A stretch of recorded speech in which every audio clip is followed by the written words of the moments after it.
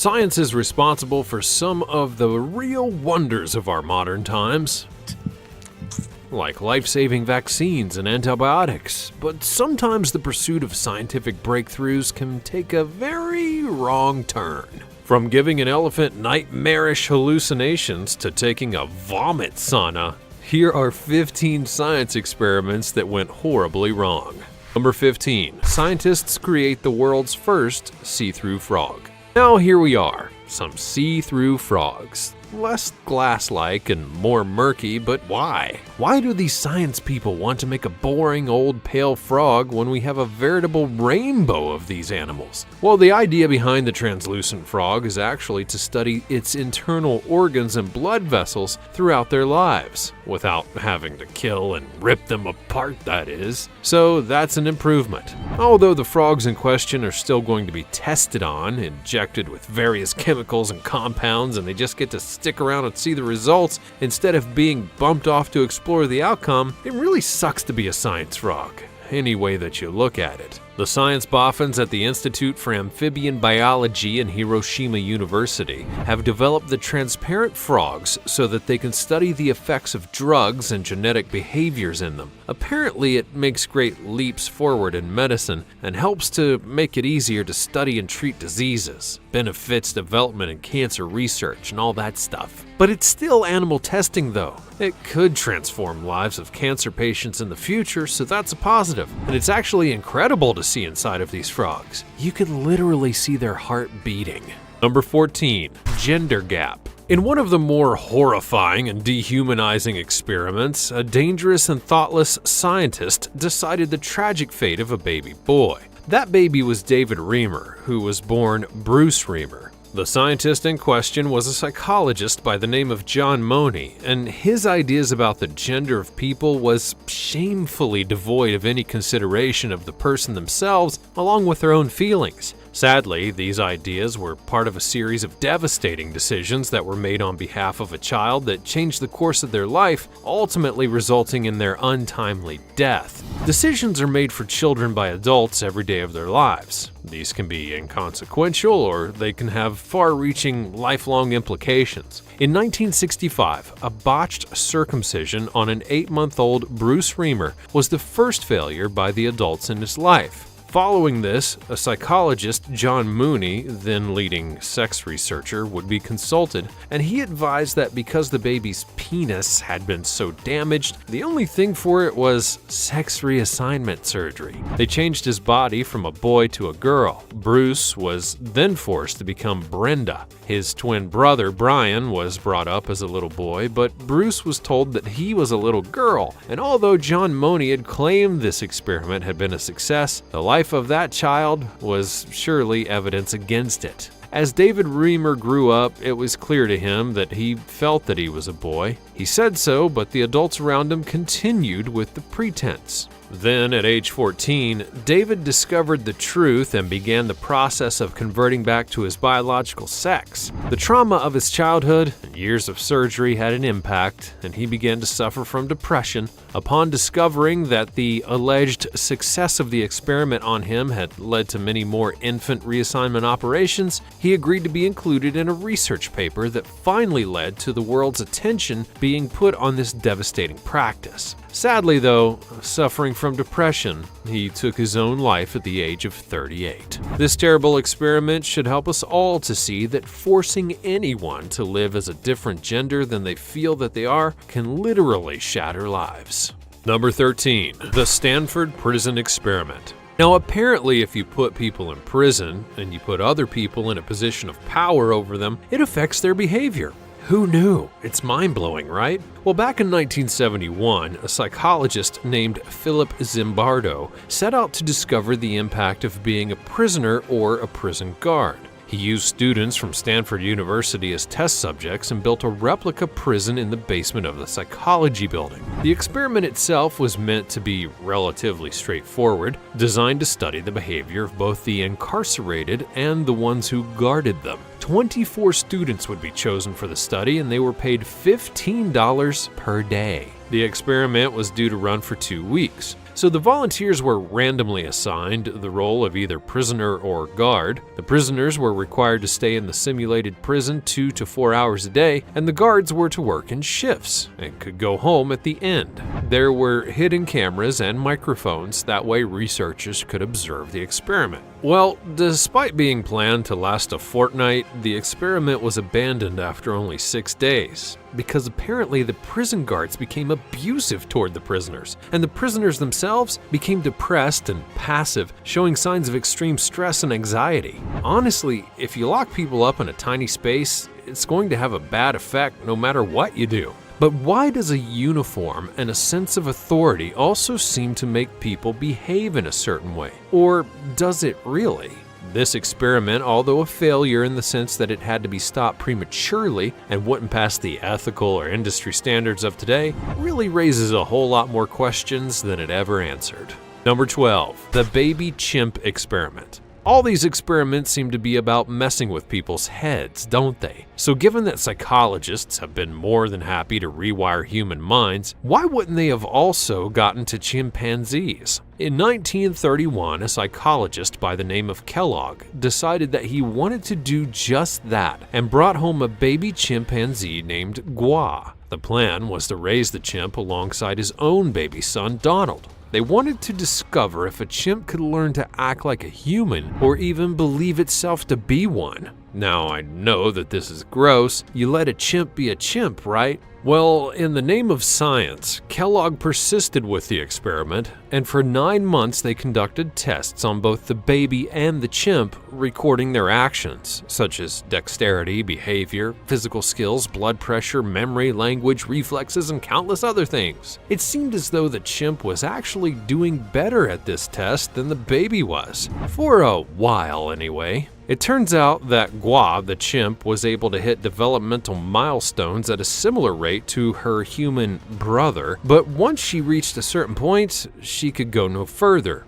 because after all, she was still a chimpanzee. But what puzzled those who observed the Kellogg's experiment was the abrupt end of the trial. Perhaps there was some monkey business afoot. They handed Gua over to a primate colony, and she was rehabilitated back into chimp life. Now, it's likely that the Kellogg's might have feared for the safety of their son as the chimp grew stronger, or that the little boy was at risk of becoming more like the chimpanzee. It kind of seems feasible when you think about it. Number 11. LSD and the elephant. Now, no, this is not the name of my last punk rock band. I wish people would stop accusing me of that. But like most wild animals, elephants display different behaviors during mating season.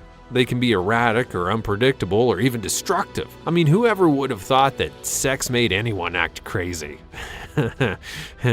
Yeah. Anyway, this behavior is something that's known as must. In the 1960s, a bunch of sciencey people wanted to investigate must to see if it could be prevented in captive elephants. A rampaging, turned-on elephant is tricky to control though, so being the 60s, the first thing that sprang to mind was to give them LSD.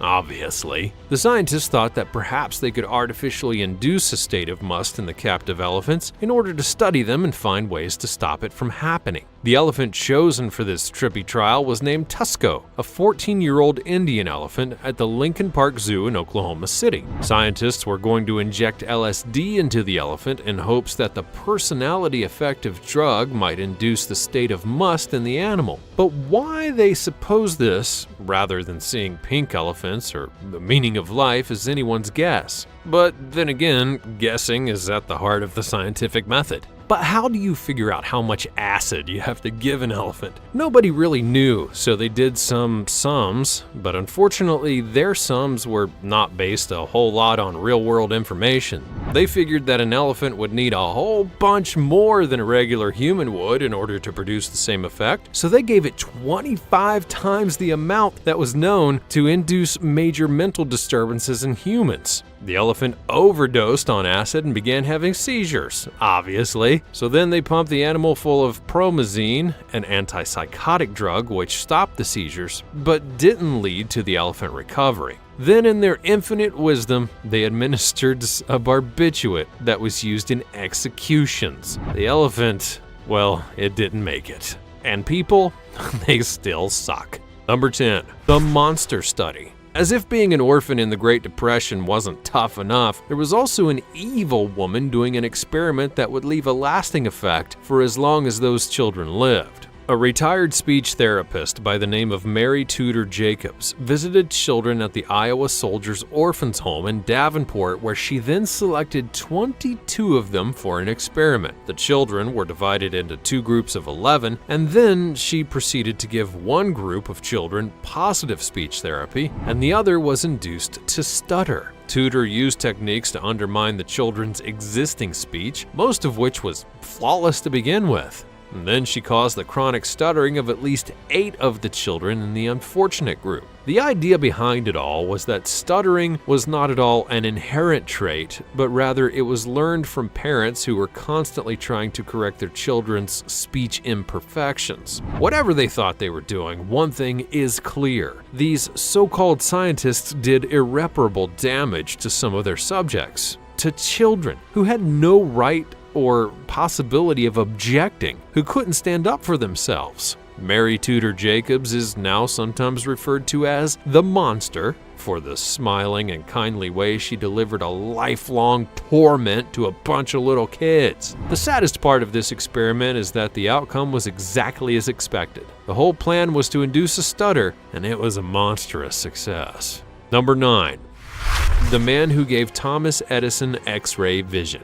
Now, just a word to the wise, radioactive stuff isn't all that good for you. We know that, but back in the 1890s, at the dawn of the discovery of the X-ray, much less care would be taken to avoid mixing humans and radiation. The guy who assisted Thomas Edison in the development of the X-ray suffered horribly for technology. Clarence Daly was assistant to Thomas Edison, and he exposed his bare hands to radiation day after day after day, often for many hours at a time, all in the pursuit of the incredible invention. Daly devoted his life's work, and it ultimately led to a painful and ultimately to his death at the young age of 39. Nowadays, doctors and medical professionals using X-ray technology wear protective equipment in order to avoid contact with the deadly materials. The ability to take X-rays have saved countless lives, and it's impossible to imagine the modern medical landscape without this imaging technology. But then, the studies of the stuff were in their infancy, and Edison and his assistant Daly weren't exactly using extreme caution and personal protection gear. Daly was actually putting his own hands in the pathway of the radiation as Edison worked on the X-ray system. Now, to expose a single X-ray image on the machines, Daly had to keep his hand in place for a full 90 minutes. And that was just for one single image. And they did this over and over and over again. Inevitably, the exposure to such massive and intense levels of radiation began to cause obvious damage to Daly's body. He developed sores on his left hand, the one that he'd been using for the X-ray machine, and these began to spread up his arms, to his face. He lost his hair, and open wounds even appeared. Eventually, his left arm had to be amputated, followed by 4 fingers from his remaining hand, and then his other arm altogether. And just 8 years after he had first used the X-ray machine, he was dead. Number 8. Drug trial goes terribly wrong. Signing up for a drug trial might not be an obvious choice for many people, but somebody has to do it. And these things can be relatively well-paying as well, not to mention the benefit to develop medicine. But that's a pretty big but, to be honest. Taking part in a drug trial can be serious risky business. By the time that drugs reach a human trial stage, it's unusual for them to still be in the might possibly kill you totally dead stage, but there are exceptions. In 2006, there was a clinical trial for a new drug by the catchy name of TGN-1412, and it was supposed to be in development for treating autoimmune diseases and leukemia. 6 healthy young men were signed up to be guinea pigs for the Phase 1 trial by the company Paraxel in Northwick Park Hospital in North London. All 6 men were then injected with the drug, and within a few minutes, it was absolute carnage. The immediate effect was that everyone began to feel freezing cold, vomiting, headaches, severe pain, and shortness of breath.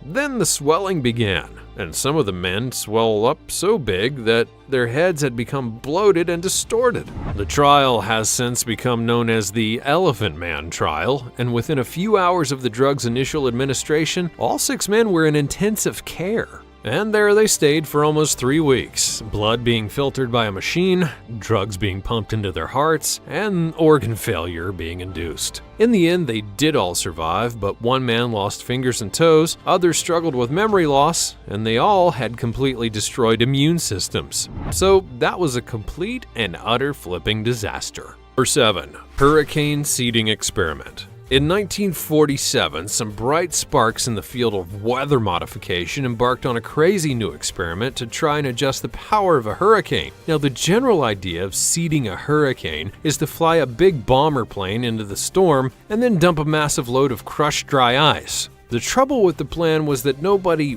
really knew what might happen. The general hope was that it would cause the hurricane to weaken, so that it might be possible to control how big it behaved in the future. The experiment, known as Project Cirrus, was run by General Electric Labs, and they had done a few sums and a whole lot of hypothesizing, and then decided to try it out. When a big old hurricane designated King moved over Florida and then began to travel off the coast, it looked like an opportunity for Project Cirrus to have a go at a bit of hurricane seeding for real. So then off they went. A couple of B-17s and a B-29 aircraft would set off from Mobile, Alabama, and flew their weird icy cargo into the clouds surrounding the eye of the hurricane. They then dumped their load and flew home. The science people watched and waited to see what would happen, and the next day they flew out towards the predicted storm location, only to find that it wasn't there. Well, whoops! It was becoming apparent that the hurricane had changed course and was actually getting stronger. Hurricane King would hit Savannah, Georgia, and then headed south onto South Carolina, causing over $2 million worth of damage and 1 death. The weather-modifying scientists were blamed for making the hurricane even worse and causing it to change direction. Now, although it created a massive kerfuffle, the lawsuits against GE would be eventually dropped, and it was concluded that it had probably already changed course before the ice was dumped. Number 6. Stubbins, Firth, and the Yellow Fever. The improbably named Stubbins Firth was an American doctor from the early 19th century with a peculiar habit of performing bizarre experiments on himself. He began studying at the University of Pennsylvania in 1801, and during this time, yellow fever outbreaks were common and proved extremely deadly, as so little was known about the disease or what actually caused it. So Stubbins Firth did what any medical student would do: he studied it. But how he studied it was what was weird. The general consensus at the time was that yellow fever was transmitted through bad air, but Stubbins Firth had other ideas. He believed that it was spread through body fluids, especially vomit. So he set about performing some disgusting vomit-based experiments with the black puke that he gathered from dying yellow fever victims. Good grief! He then began testing on animals. They always get the worst of this science stuff, feeding the toxic fluids to cats and dogs. But he could draw no conclusion. Next, he then started injecting them with the stuff. And despite killing a dog, he still had no answers. So that's when he started to experiment on himself, just like anyone else would with someone else's vomit, right? Despite slicing himself open and posting black vomit into the gash, he experienced only a little swelling, which then healed up. Then he tried injecting it and rubbing it in his eyeballs. Then next came the vomit sauna, where he sat in a closet, fried up a load of sick, and then tried to breathe it all in. Finally, he just ate it, over and over again. But he still didn't get yellow fever. So then he eventually concluded that the disease was not actually transmitted through fluids. It's actually passed on in human blood plasma carried by mosquitoes. So he ate all that puke for absolutely nothing. Number 5. High-dose radiation tests on prisoners' testicles to find sterility dose. A cynical and disgusting abuse of power led to dozens of prisoners in Washington and Oregon having their testicles blasted with intense levels of radiation in the hopes of winning parole and a cash payment. Basically, an unethical and exploitive use of human bodies with no regard for the people they contained. So scientists paid the inmates a paltry $5 a month, all with the promise of $100 and a vasectomy at the end of the trial. Then they administered 400 rads of radiation to their testicles, the same amount of radiation as 2,400 chest x-rays. Although the test was to check and see how much radiation caused infertility, the subjects were not warned about the general dangers of radiation to their bodies as a whole, and that's beyond unethical. The idea behind these experiments was to check if astronauts' balls would be safe from radiation in space, and if workers in atomic energy plants' nuts wouldn't be fired by working in the radioactive material. The same concern was, however, not expressed for the inmates' gonads, or indeed any other part of them, which is bollocks if you ask me. Number 4. The Milgram Shock Experiment. Would you commit murder if an authority figure told you to? Think about that for a moment, and let me know in the comments below. Or maybe not, because that's kind of terrifying to think about. But this is essentially what Stanley Milgram set out to investigate in a series of experiments in 1963. He was interested in the apparent epidemic of obedience that had facilitated the genocide of millions of people by Nazi Germany. The defense of many of those tried in the following years was that they had only been following orders. Milgram wanted to establish whether or not that this was a possibility. He then devised an experiment in which the volunteers were paired with another individual and given the role of either teacher or learner. The learner was actually always a member of Milgram's team, and the teacher was the volunteer.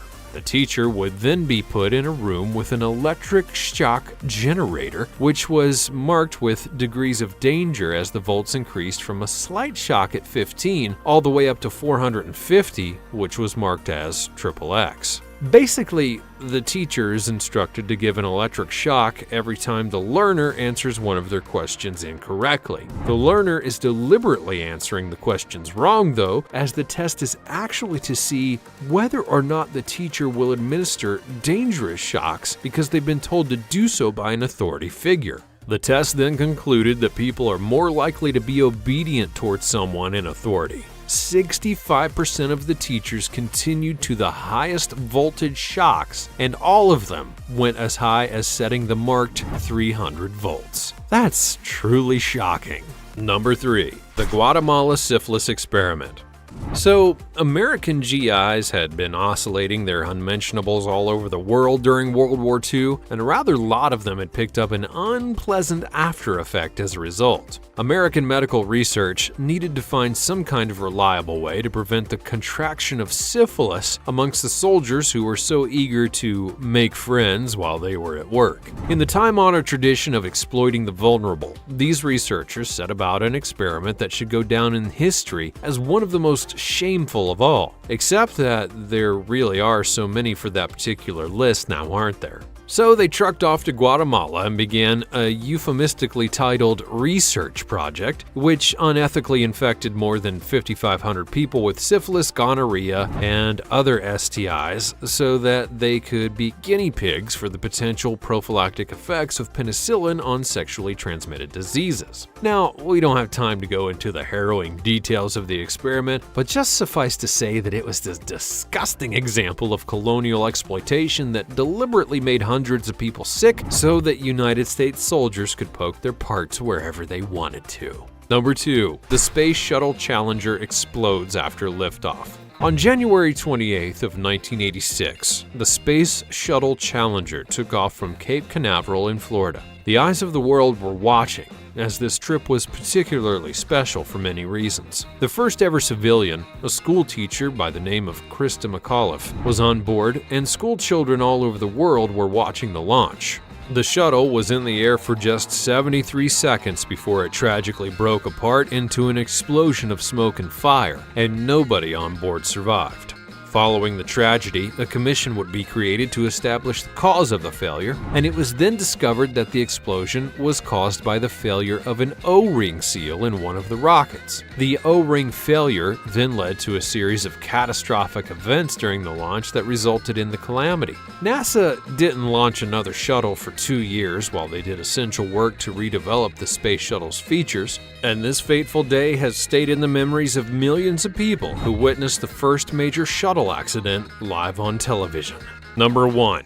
Unit 731. During the 1930s and 40s, the Imperial Japanese Army conducted horrific secret experiments on Chinese prisoners in the now notorious Unit 731 chemical and biological weapons trials. Horrific trials would be carried out on the prisoners. The things done in the name of science were essentially just brutal torture, which included vivisection of living human beings without the use of anesthetic, the removal of organs and limbs, and deliberate infection with deadly diseases like cholera and typhus. Utterly horrific and deeply disturbing. But as it turns out, such war crimes can be excused by the United States government if they produce some sort of information that they might find valuable. At the end of the Second World War, the United States government secretly granted immunity to all the unit officials who had been involved in the horrors, and many of these people then went on with successful careers in business, medicine, and academia, and no one was the wiser to their past butchery and torture.